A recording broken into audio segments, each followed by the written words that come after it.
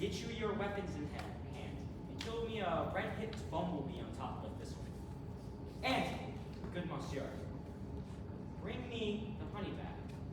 Do not fret yourself too much in the action, monsieur. And, good monsieur, give it care that the honey bag break not. I would be loath to have you overflowing with honey, senor. Where's mustard seed? Mustard seed, give me your knee. Leave your courtesy. Help cobblebreed cobwebs search. I must be off to the barber's, for I'm a marvelous hairy about the face. And I'm such a tender ass. If my hair do but tickle me, I must scratch. What, wilt thou hear some music, my sweet love? I have a reasonably good ear in music. Let's have the tongs and the bones. Or say, sweet love, what thou desirest to eat? Truly a peck of provender. I could munch your good dry oats, but I have an overwhelming desire for a bottle of hay. Sweet! Hay hath no fellow. I have a venture today that shall seek the squirrel's hoard, and fetch thee new nuts. Nay, I would rather have 1 or 2 handfuls of dried peas. But, I pray you, let your people stir me not, for I've had a large exposition of sleep come over me.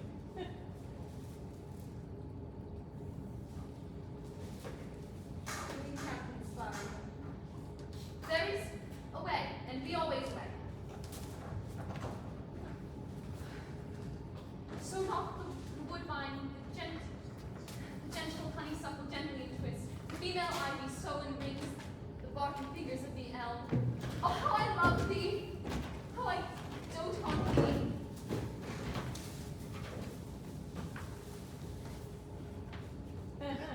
Welcome, Robin. Seest thou this sweet sight? Her dotage I do begin to pity now, for meeting her late behind the wood, seeking sweet favors for this hateful fool, I did fall out with her and upbraid her.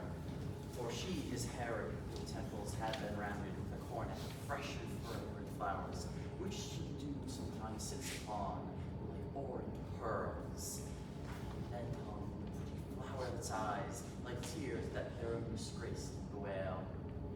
Now, Robin, take this transformed scalp from off this Athenian swain. So, may back to Athens again repair, and think no more of this night's vexations, while I, Pericles, charmed eye release. See as thou was wont to see, be as thou was wont to be. Diana's bud or Cupid's flower, have such force and blessed power. But wake you, Titania, my sweet queen. Oberon! What visions have I seen? Methought I was enamored of an ass. There lies your love. How came these things to pass? Oh, how mine eyes do loathe his visage now. Silence a while. Huck, take off his head. Titania, music call that strike more dead than all these 5 the sense. Music ho! Music, and be always way. When thou wake, with thine own fool's eyes. Come, my queen, take hands with me, for you and I are new in amity, and will tomorrow midnight solemnly dance into Theseus' house triumphantly, and bless it to all fair prosperity. Fair king, attend Denmark. I do hear the morning lark. Then, my queen, silent sad, trip we after the night shade. Your world we can compass soon, swifter than the wandering. Come, my lord, and in our flight, tell me how it came this night that I, sleeping here, was found with these mortals on the ground.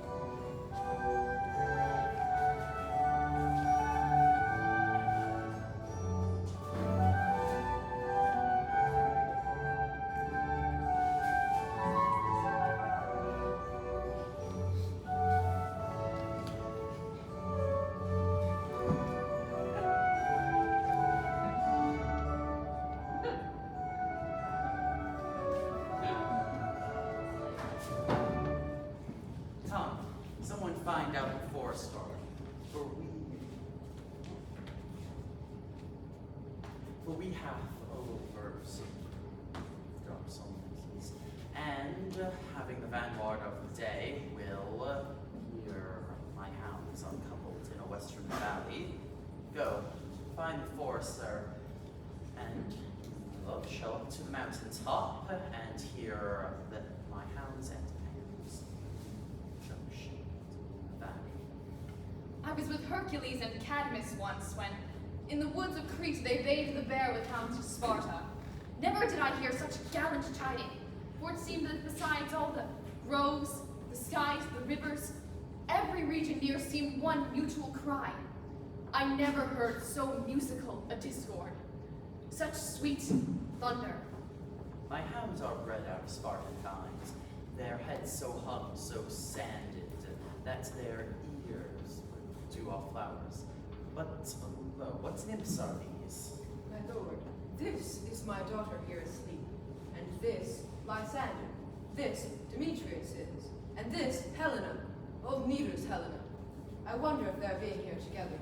No doubt they rose up early to observe the bright of May, and hearing of our intent to come here to grace our city.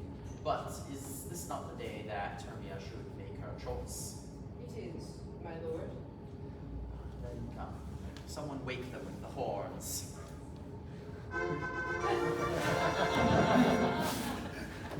Welcome, friends. St. Valentine is past.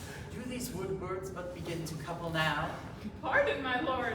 I pray you all, stand up. I know you two are rival enemies. How comes such a sweet concord of the world that hate should lie by hate and fear no enmity? My lord, I shall reply amazingly. Half sleep, half waking, but as yet I swear, I cannot truly say how I came here. But I think, for truly I would speak. Now I do bethink me. So it is. I came with Hermia hither. Our intent was to be gone from Athens, where we might without the peril of Athenian law. Enough, enough, my lord. You have enough. I beg, the law upon his head. They would have stolen away, they would, Demetrius, thereby to have defeated you and me, you of your wife, and me of my consent that she should be your wife.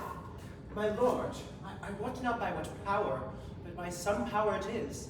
My love to Hermia, melted as the snow, it seems to me as the remembrance of an idol god, which in my childhood I did dote upon. And now, all the virtue of my heart, the object and the pleasure of mine eye, is only Helena. To her was I betrothed ere I saw Hermia, but like in sickness did I loathe this food, and as in health did I come back to my natural taste. Now do I wish it, love it, long for it, and will forevermore be true to it.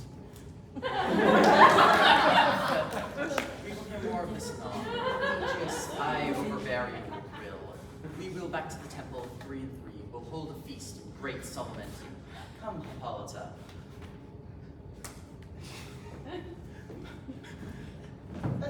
These things seem small and indistinguishable. Methinks I see these things with parted eye when everything seems double. So methinks, and I have found Demetrius like a jewel, mine own and not mine own. Are you sure that we are awake? It seems to me that yet we sleep, we dream. Do you not think the Duke was here and bid us follow him? Yea, and my father. And Hippolyta, and he did bid us follow to the temple. Why? You're awake. Let us go, and by the way, let us recount our dreams.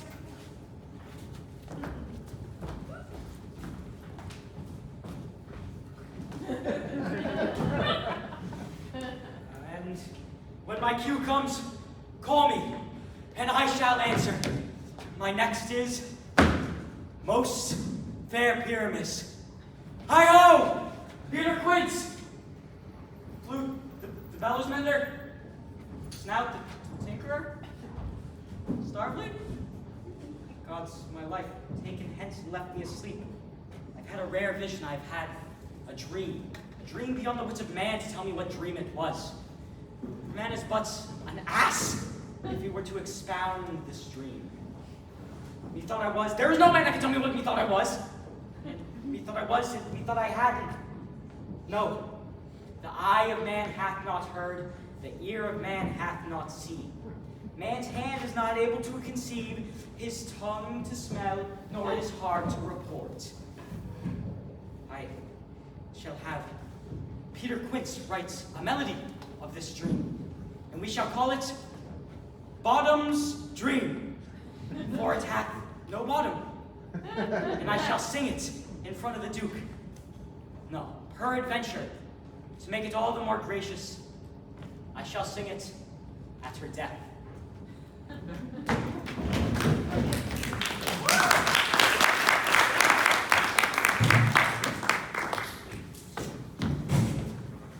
Have you sent to Bottom's house? Does he come home yet? He cannot be heard of. Out of doubt, he has been transported. If he comes not, the play is marred. It goes not on, does it? No, it is not possible. There's not a man in all of Athens able to discharge Pyramus, but he... No, he has simply the best wit of any handicraft man in Athens. Aye, and the best heart too. He is a very paramour for a sweet voice. You must say a paragon, for a paramour is, God bless us, a thing of naught. Masters, the Duke is coming from the temple, and there is 2 or 3 lords and ladies, more married. If our sport had gone forward, we had all been made men. Oh, sweet Bully Bottom, thus he has lost 6pence a day. He would not escape 6pence a day for playing Pyramus, and the Duke would not have given him 6pence a day in Pyramus, or I'll be hanged. He would have deserved it. 6pence a day in Pyramus, or nothing. Where are these lads? Get out of the way. Where are these hearts? Bottom! Oh, most courageous day, oh, most happy hour! Masters, I am to discourse wonders, but you shall not ask me about those wonders, for if I tell you, I am no true Athenian. Nay, I will tell you as it fell pat. Let us hear, sweet Bottom. Nay, I will leave you with this. The Duke hath dined. Get your apparel together, good strings to your beards, new ribbons to your pumps, every man look over his parts. Meet presently at the castle, for the long and the short of it is, our plays are preferred. Let Thisbe have clean linen, let the one who plays the lion not pare his nails, so he shall have them out for the lion's claws. And most importantly, dear actors, eat no onions nor garlic, for we are to utter sweet words and sweet breath. Go, all of you, now, go, away!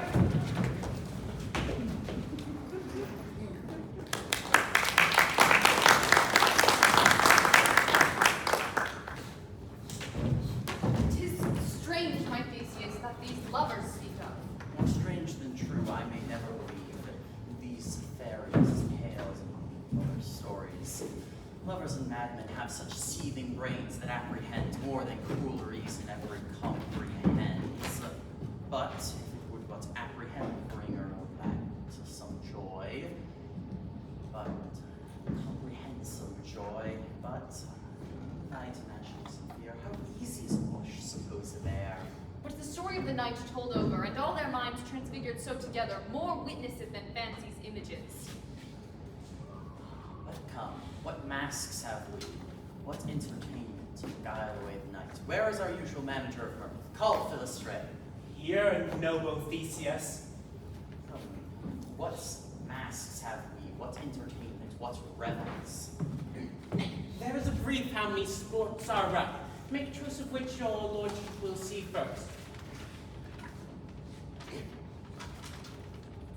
The Battle of the Centaurs to be sung by an Athenian eunuch to the harp. We'll have none of that, I have told my love, and glory to my kinsman Hercules. The riot of the tipsy bacchanals, tearing the Thracian singer in their rage. That is an old device, and it was played when I came from Thebes last the conqueror. The thrice 3 muse is mourning for the death of learning, late deceased in beggary. That is some satire, keen and critical, not the sort for a nuptial ceremony. A tedious brief scene of young Pyramus and his love Thisbe. Very tragical mirth. Merry and tragic, tedious and brief. That is some hot ice in wondrous strange snow. Where are they? The concords, discord. Men who work in Athens, which have never labored in their mind till now, and now have toiled their unbreathed memory to bring you this play against your nuptial. And we will hear it. No, my lord, it is not for you. I have heard it over, and there is nothing, unless you can find sport in their intense, extremely stretched and conned with cruel pain to bring you service. We will hear it, for nothing can be too terrible when duty doth tender it. Bring them in, and we will. I love not to see wretchedness overcharged. My sweet, you will see no such thing. He says they can do nothing in the sort. Then, greater are we to give them thanks for nothing. Our sport shall be to take what they mistake, and what poor duty cannot. So please, my lord, the prologue is addressed. Let them approach.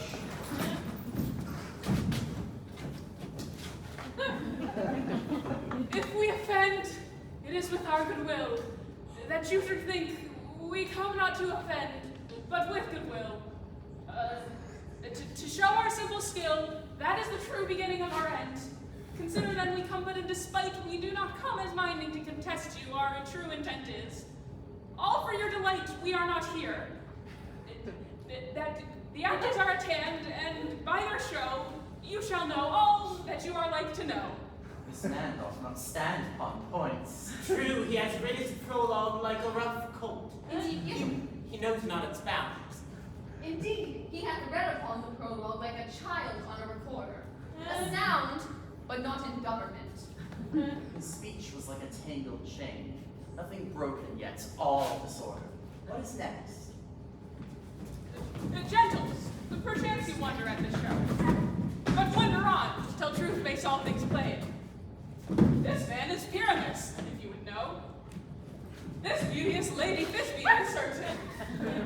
This man, with line and rough cast, doth present wall, that vile wall, that which these lovers did sunder, and through walls chink.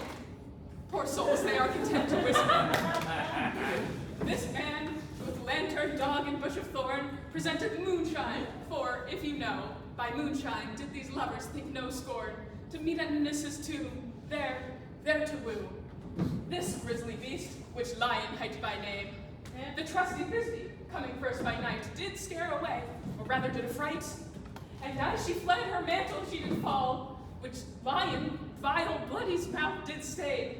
Anon comes Pyramus, gentle youth and tall, and finds his trusty Thisbe's mantle slain, whereat with bloody blameful blade, he bravely broached his boiling bloody breast. Then Thisbe, tearing in mulberry shade, his dagger drew and died. For all the rest, let lion, moonshine, wall, lovers twain, at large discourse, while here they do remain. I wonder if the lion to speak. No wonder, my lord, one lion may, when many asses do. In this same interlude it doth befall that I once down by name present a wall, and such a wall as I would have you think that it had in it a crannied hole or chink, through which the lovers Pyramus and Thisbe did whisper often very secretly. The stone this room cast in this stone doth show that I am the same wall, the truth is so, and this the cranny right sinister through which the fearful lovers are to whisper. Would you desire lime or hair to speak better? It is the wittiest partition that e'er I heard discourse.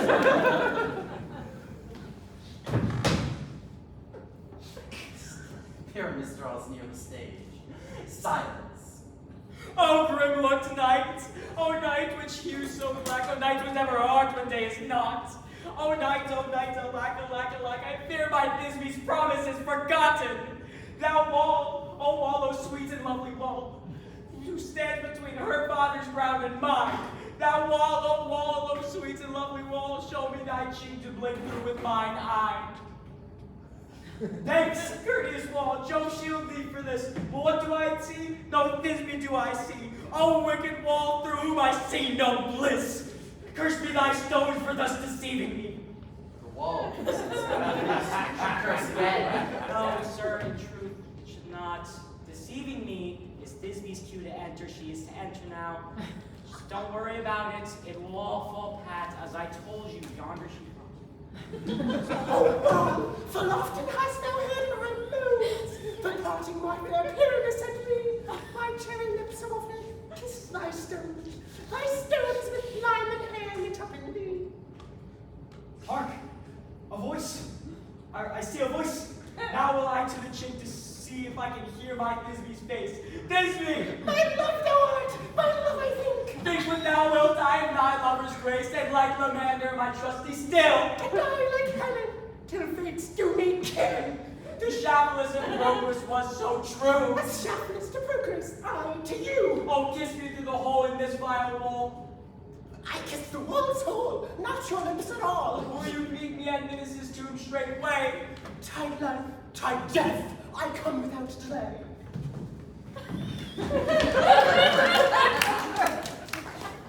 Thus have I, wall, my part discharged so, and being done, thus wall away doth go.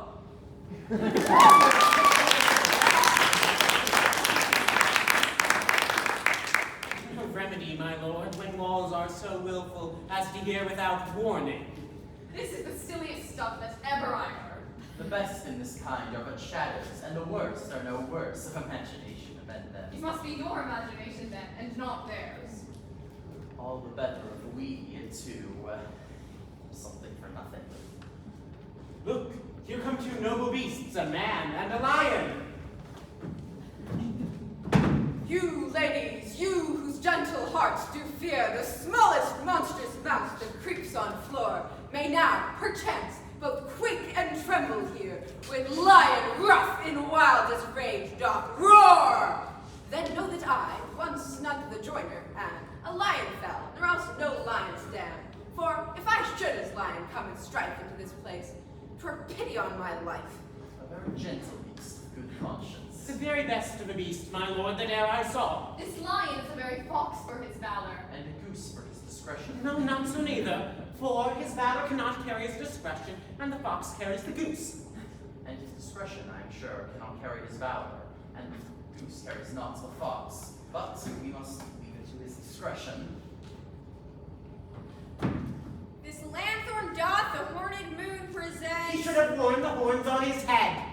The horns are invisible, for you see they are within the crescent. This lanthorn doth the horned moon present. Myself, the man in the moon, do seem to be. This is the greatest error of all the rest. They should all be in the lantern, for how else is the man in the moon? He does not come there for the candle, for you see he is already in snuff. I am aweary of this moon. Would he would change. How small light, he is still great in courtesy, and we must abide the time. See, moon. All that I have to say is, this lantern is the moon, I the man in the moon, this thorn bush my thorn bush, and this dog my dog. Why, all of these should be in the lantern, for all of these are in the moon. But, hark, here comes Thisbe. This is Ninny's too. Where is my love? Down roar, Ryan. Well, run Thisbe. Well shown, the moon. Truly the moon shines with a good grace. That's fine. And so the lion vanished. And then came Pyramus. Sweet moon, I thank thee for thy glittering gleams. I thank thee, moon, for shining now so bright. For by this golden glittering gleam do I trust to take truest Thisbe's sight. But stay, O spiked mark, for night what dreadful dole is here. Eyes, do you see? How can it be, O dainty duck, O dear? Thy mantle good, what stained with blood approaching furies fell. Wherefore nature did thou vile lion, hath here deflowered my dear, which is, the fairest dame that lived, that looked, that loved, that liked with cheer. Aye, that path of Pyramus, that left path where heart doth hop. and thus I die. Thus. Tongue, lose thy light. Moon, take thy flight. And die.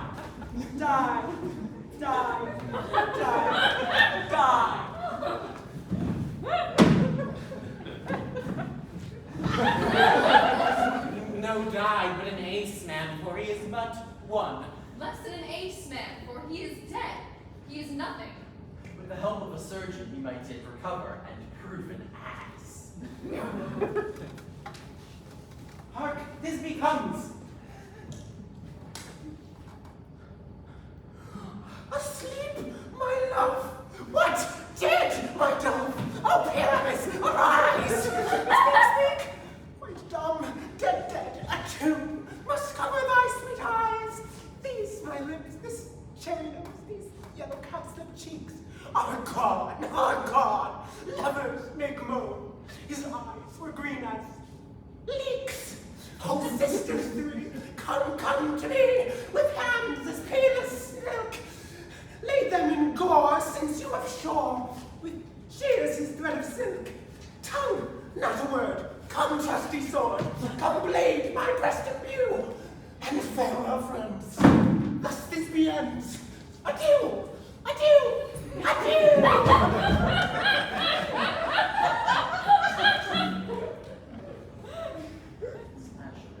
This passion and the death of a dear friend would go near to command the sad.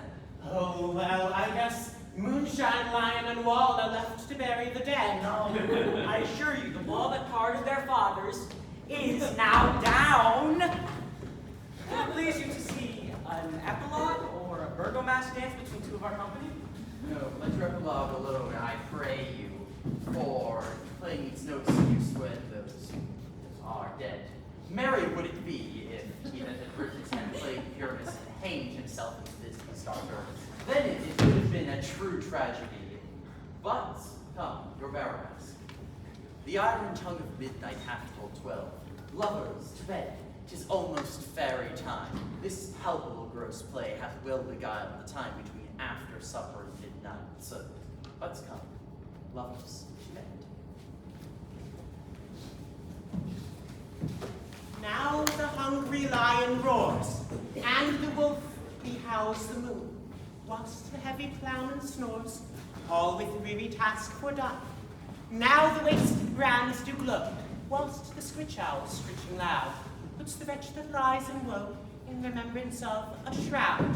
Now it is the time of night, that the graves all gaping wide, everyone lets forth his sprite through the churchway past we glide, and we fairies that do run by the triple Hecate's team, from the presence of the sun, following darkness like a dream.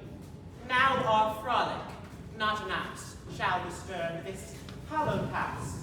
I am sent with broom before, to sweep the dust behind the door.